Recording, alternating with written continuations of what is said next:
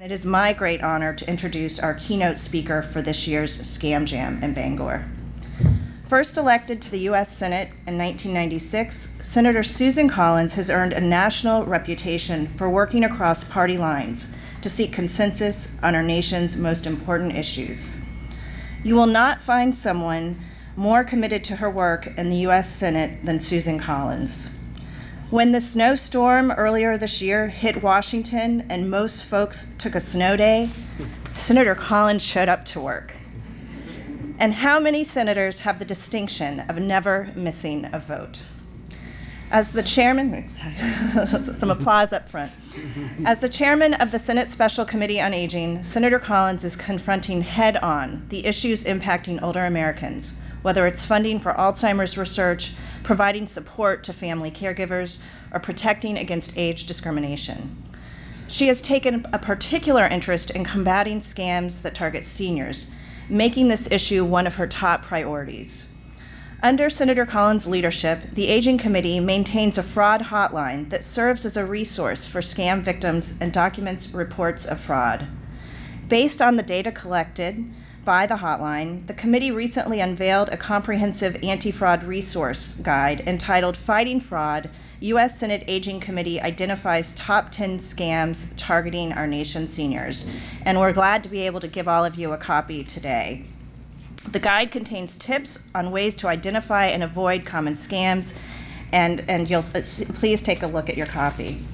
Senator Collins has also held numerous hearings on some of the most pervasive and pernicious consumer scams. Through these hearings, she has sought to assess the government's response to these scams and raise awareness among seniors so that they can protect themselves from becoming victims. On behalf of our more than 230,000 members across Maine, AARP Maine applauds the Senator's dedication to fighting scams and fraud in our state. Ladies and gentlemen, please join me in welcoming our Scam Jam keynote speaker, Senator Susan Collins.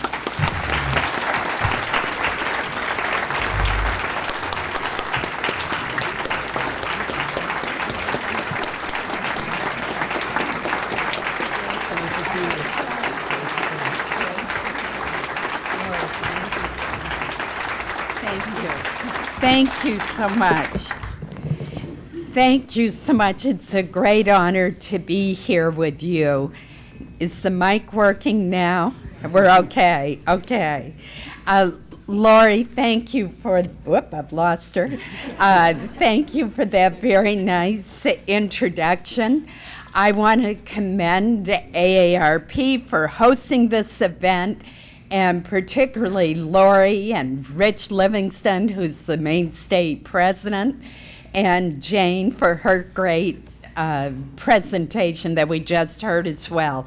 It's also terrific to have many representatives from law enforcement, consumer protection, and the area agencies on aging present today. My thanks also to Maine Public Broadcasting for making this important information available to listeners throughout our state who couldn't be here in this room today. But I have to have a very special thanks to David Leach and Will Lund, who's going to be speaking later, who worked with me years ago when we were all together in state government at the Department of Professional Financial Regulation. They were at the Consumer Credit Protection Bureau, and I'm delighted that they're still there carrying on. And Judith Shaw has been a wonderful help to us. She is the Securities Administrator of the state of Maine and has come down and testified at our hearings. As Lori mentioned, I chair the Senate Special Committee on Aging. It's a position that I sought because Maine is the oldest state in the nation by median age. And issues affecting older Americans were not, in my opinion, getting the attention that they deserve. A particular focus of our committee is stopping fraud and financial exploitation targeting our seniors. This problem is immense. America's seniors lose a staggering $2.9 billion every year to an ever-growing array of financial exploitation scams and schemes. With the wave of baby boomers now a silver tsunami of retirees, it is no mystery that financial fraud targeting seniors is considered the crime of the 21st century. In response, the Aging Committee has published this guide on the top 10 scams targeting our nation's seniors. We've brought copies enough for all of you today. Please feel free to take them home with you. The guide is based upon data that our committee gathered last year through our special fraud hotline. Staffed by experienced fraud investigators, and Tim Stratton, who runs it, is here today. The hotline last year received more than 1,000 calls, more than 1,100 calls from seniors all across the country, from every state in the nation. Yesterday, however, we set a record. The hotline received 153 calls in one day. I think that shows you what a huge problem this is. We hope that our report is helping to raise awareness of these threats to our seniors and their families, and it also sends a powerful message to scammers that they are being hunted down and will face justice.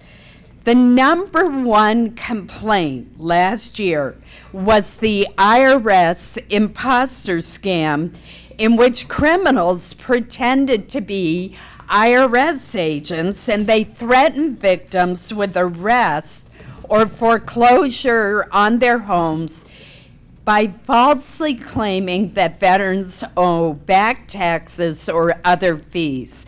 And it's estimated that this scam has cost innocent victims who did not owe any back taxes more than $36 million, averaging more than $5,700 per victim. And as was mentioned earlier, IRS may not be your favorite agency, but they do not call up and threaten you the way these scammers do. If you truly do owe money to the IRS, you're going to get a letter in the mail detailing it, giving you an opportunity for contact and for appeal. They're not going to be calling you up, threatening to send the police over to arrest you or put a lien on your bank account or foreclose on your house. Now, what makes these scammers particularly pernicious is they often use a disguised or spoofed telephone number to make the victim believe that the call really is coming from the IRS. We demonstrated this during our hearings, where one of our staff people spoofed the number of the Treasury Department in D.C. onto my cell phone. I looked at my cell phone, and there was no way you would have been able to tell that that was a call from a scammer. It said Department of Treasury, and it had a 202 Washington, D.C. number. And that's why all of us who always relied on caller ID and do not call lists as a means to protect us from these kinds of calls have found that technology has gotten around them. By the way, this tax season, my own mother received 3 of these calls on her cell phone in one afternoon. She's 88 years old and lives in Caribou. And she knows enough from watching what I do to hang up each time. But it is a form of harassment that sometimes wears people down. Well, imagine my surprise when about a month ago, I came home, as I do every weekend, and on my voicemail, my home right here in Bangor, were 3 of these scammer calls, pretending to be from the IRS. Well, I was thrilled, to tell the truth, because I thought that I could participate in a sting and get these criminals. So 2 of them left to return phone calls, and I eagerly turned them over to the Inspector General. And I can't tell you how excited I was, because I was sure that he would give me a script and then we would be able to catch these guys. And only to find out that all 3 of the phone calls, the phone numbers have been disconnected. They were good for only 3 days. And I mention that because it shows how clever these scam artists are. They clearly had disposable cell phones, and they were just tossing them out and using a different number. I thought it was odd that it was 2 different numbers that were left, because apparently the first one had already expired and I hadn't called back. Nevertheless, I'm delighted to report that just last week, our efforts to combat this scam produced spectacular results. On May 23rd, based on a lead provided by our committee's fraud hotline, the Treasury Inspector General and the FBI arrested 5 individuals in connection with the IRS imposter scam. And isn't that great? And listen to this. Federal authorities believe that these suspects scammed almost $2 million from more than 1,500 individual victims. This was a ring of people all operating together out of Miami, Florida. Now, let me tell you how this came about. The arrest stemmed from a call to our fraud hotline last October. And the caller reported that her husband had recently been contacted by an individual claiming to be from the IRS and demanding immediate payment of alleged back taxes. Well, the husband was so distraught by the idea that he owed $2,000 allegedly that he was instructed to drive to the local Walmart to get a debit card to get the money to the IRS, and he crashed his car on the way. He was that upset at the idea that he owed money. But he was so convinced that the scammer was an authentic IRS agent that he left the scene of the accident to wire the payment in order to avoid the scammer's threat of possible legal action. Meanwhile, the wife got suspicious about this, called our fraud hotline, and we were able to trace. We couldn't stop the wire transfer, but we were able, this was a transfer from a Walmart store to a Walmart store rather than a debit card in this case. And we were able to trace the wire transfer to a Walmart's in Minnesota.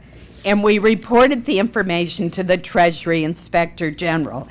They sent agents to Minnesota who pulled the surveillance tapes, and they were able to identify the 2 individuals who came in to pick up the money. That's what I wanted to do. That's what I wanted to be part of. Except for I wanted to go be there when they were arrested, too. So that investigation allowed them to unravel this ring and led to 3 additional suspects, all of whom were arrested in Miami and charged with wire fraud and conspiracy to commit wire fraud. So that, to me, is the victory that I am proudest of from our fraud hotline. But I also believe that we've stopped a lot of people from being ripped off, and that's the best approach. Prevention is the best approach because, as the sheriff said, a lot of times these scam artists are not even in this country. There are boiler rooms in India, for example, that we've found, or the Jamaica lottery scheme. And law enforcement at the state, county, and local level just cannot get at those individuals. It takes the Justice Department. And we've been working hard to push the Justice Department to make this more of a priority. Our year-long campaign to combat the IRS imposter scam is bearing fruit in other ways too. When we first began this investigation, it was estimated that the IRS imposters reeled in 1 victim for every 60 threatening calls. Now, thanks to increased public awareness and the work that AARP and others are doing, it takes a con artist 400 calls to trick someone into falling for this scam. Still, that is far too many victims who are losing their hard-earned money and often their retirement savings to these criminals. So the sweepstakes scams, the Jamaican lottery scam that we heard about, was number 2 on our top 10 list. And what we did here is we put pressure on the Justice Department to start taking this seriously and to extradite to our country some of the people who are involved in this scam in Jamaica. And they now have prosecuted and put in prison one of the Jamaicans who was a ringleader of this scam. But I also took matters into my own hands. I talked with the ambassador to Jamaica, and I told him that if they didn't crack down on these con artists operating out of Jamaica, I would personally lead a boycott of tourists going from our country to Jamaica.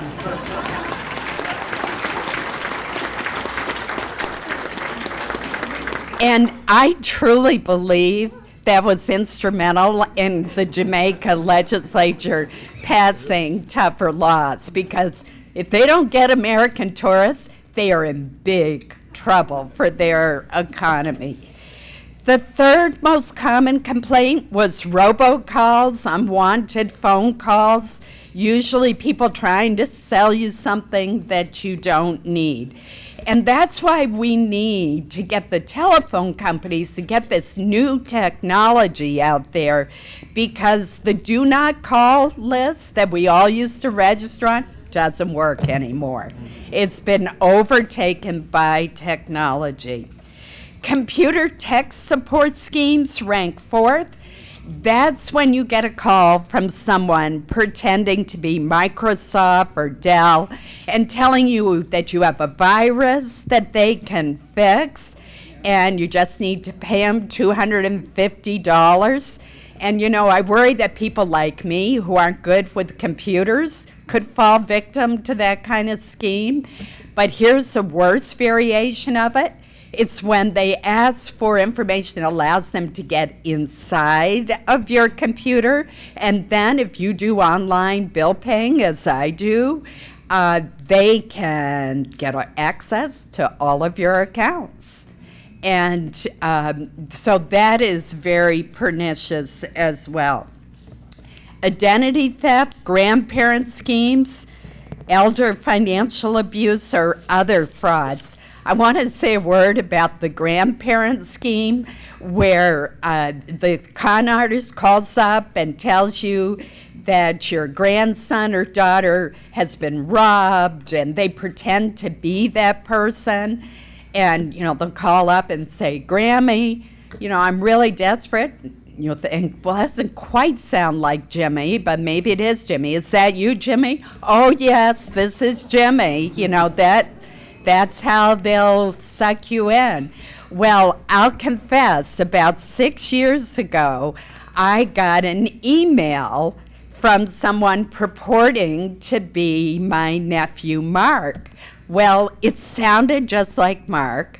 It said he was overseas, had been robbed, and his passport, his airplane ticket, and all of his cash had been stolen. And could I please wire him some money to the local Western Union office? Well, I guess I'm not a very sympathetic aunt, because I really thought it was for real. This was before these became more publicized. And I wrote back and I said, Mark, you should go immediately to the American Embassy for help. I did. Then I started thinking about it, and I called his father and found out that he was right in town and where he was supposed to be. But I may have been a little cold-hearted in saying go to the American Embassy, but that actually is good advice if you do ever get in trouble overseas or one of your loved ones does. Don't automatically wire money. But let me elaborate on a particularly tragic example, the absolutely worst scam that we've uncovered in our 1.5-year investigation of these scams. I recently chaired a hearing where we heard the heartbreaking story of a 77-year-old Maine man, a retired pastor named Byron Martin from Dresden. He was tricked in what is known as a romance scam. He developed this online relationship with this person named Joy, who knows if it was Joy or even a female for that matter, who over months developed a relationship of trust and affection with this individual. And she asked for money at times. He was living just on Social Security and living with his daughter. He had no money to spare, but he would send her some money from time to time. To make it seem real, she'd send some back occasionally. Well, then she struck. She told him that she needed someone to go to Peru to pick up a package of documents related to real estate so that she could sell some property that her parents had left her, and that she was in Europe and could not travel to Peru for some reason. Now, by this time, Pastor Martin was trying to break up the relationship with her because he'd met another woman who lived locally. But he decided he would do Joy this one last favor. After all, they'd become fast friends for months. So he goes to Peru, meets supposedly with her lawyer, who gives him a wrapped package. He puts it on his lap for the next leg of the flight to Spain. And he's actually in a wheelchair with this wrapped package on his lap, going through customs and immigration and the scanners, and he gets pulled aside. Well, it turns out that the wrapped package that he was given and never opened contained not important real estate documents, but rather concealed cocaine. So he was immediately arrested. He was tried and convicted, even though he had no idea.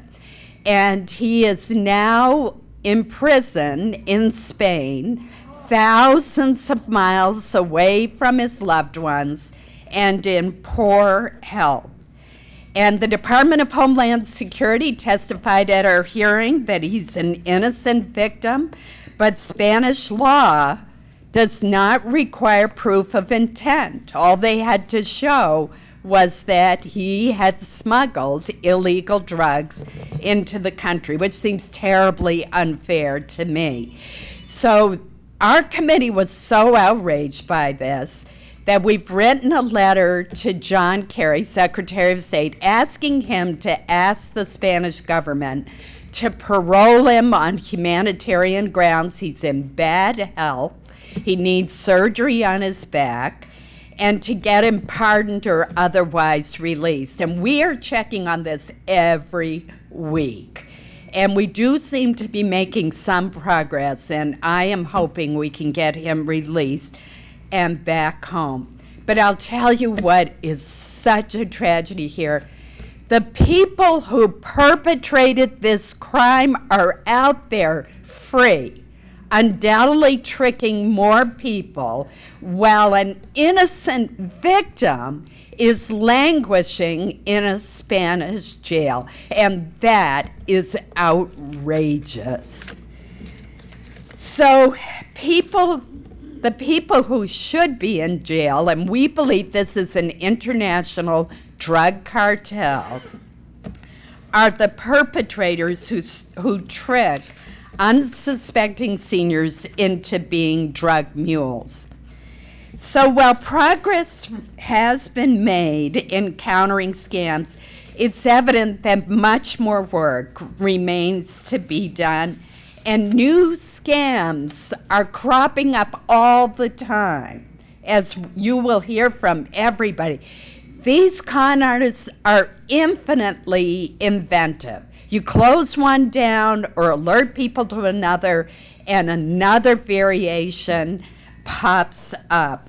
And that's why I'm so proud of the state of Maine for, as usual, leading the way with seminars like this and with the Seniors Safe Law, which trains tellers at credit unions, at banks, and other financial institutions to recognize signs of financial exploitation and fraud.